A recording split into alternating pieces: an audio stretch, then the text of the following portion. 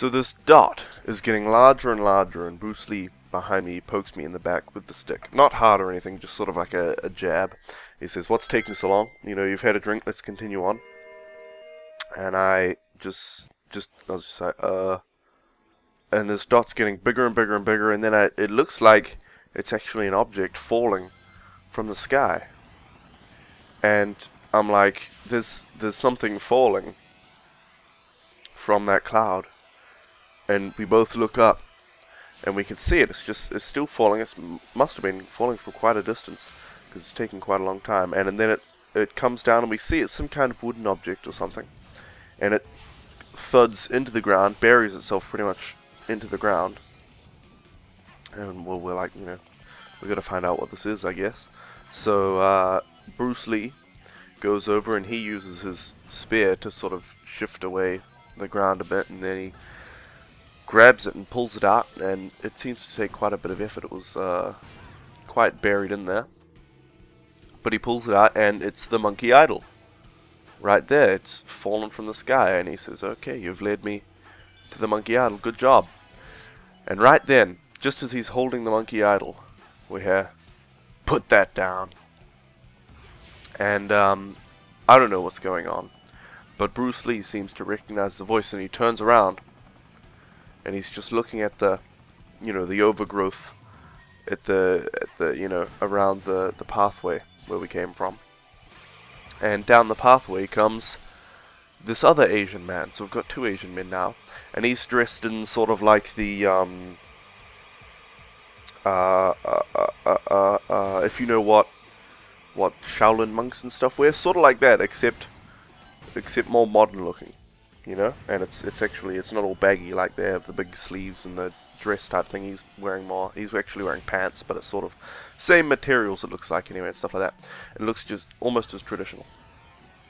And Bruce Lee goes, "My master, I thought you were dead." And so I'm like, I'm not saying anything, but I'm just thinking, like, what? Now there's two dead guys come back to life, and one of them's Bruce Lee, and the other one is Bruce Lee's master, which I guessed at the time was his martial arts master, like the one who taught him martial arts to begin with. And he says, "I see you've managed to come back from the dead too."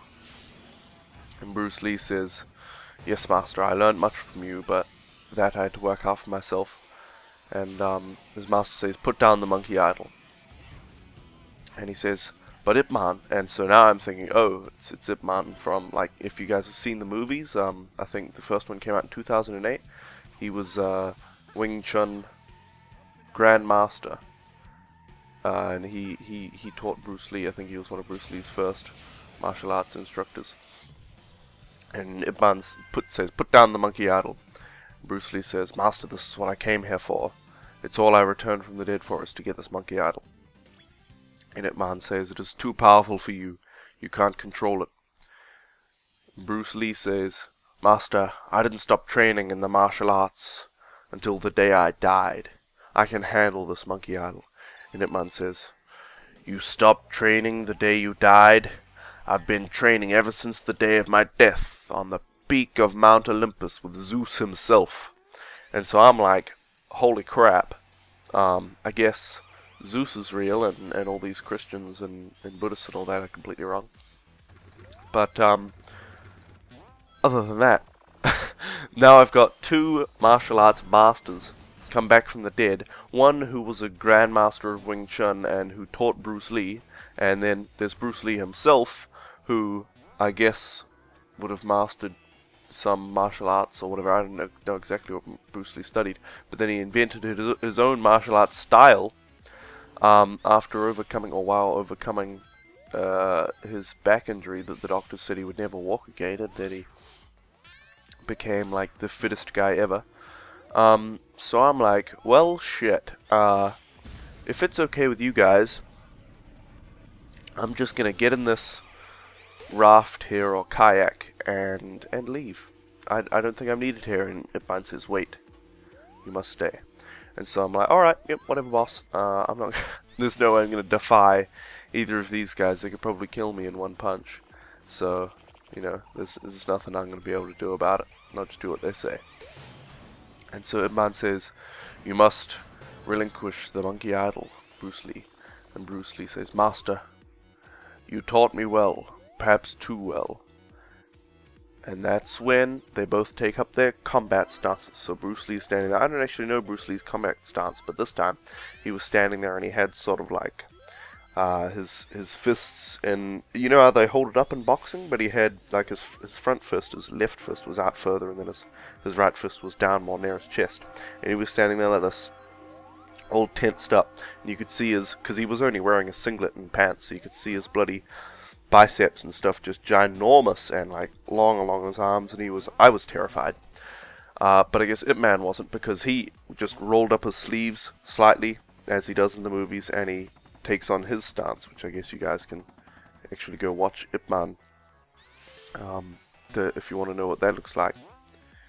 And Ip Man puts his fist in his hand together, he goes chang, which, as I know from the movie, means like, you know, it's what they say before they fight, and they're like, thanks for fighting me or whatever. And Bruce Lee, I don't actually know, he just sort of stands there looking all serious, so I guess he's not quite as formal as Ip Man. But anyway, so then they just collide. It's quick as lightning. I can barely see anything, but I can see Bruce Lee implementing all of his abilities, like his 1-inch punch and all that, and his ridiculously powerful kicks, and you know, he's going wow, whoa, whoa, whoa, whoa, whoa, and all that, the noises that Bruce Lee makes. And Ip Man's just silent. You can see his face, and he's just, you know, mouth just slightly downturned, eyes looking serious, and he's just fighting. And all I can hear from him is the sound of his fists colliding with Bruce Lee's blocks, and then his hands and forearms blocking Bruce Lee's strikes.